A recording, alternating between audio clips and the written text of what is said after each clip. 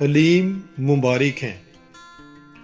مقدس متی کی انجیل اس کا 11 باب 25 تا 30 آیات تک۔ اس وقت یسوع کہنے لگا کہ اے باپ، آسمان اور زمین کے خداوند، میں تیرا شکر کرتا ہوں کہ تو نے ان باتوں کو داناؤں اور عقل مندوں سے چھپایا اور چھوٹوں پر ظاہر کیا۔ ہاں اے باپ، کیونکہ تجھے ایسا ہی پسند آیا۔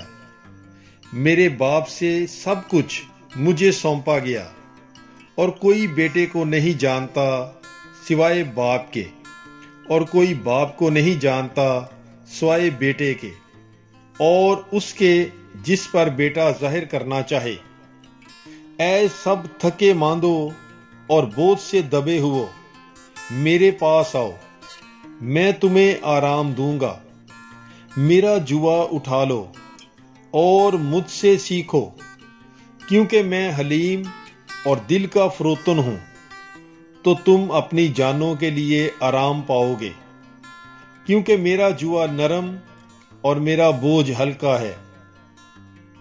پاک کلام کے پڑھے اور سنے جانے پر خداوند کی برکت ہو۔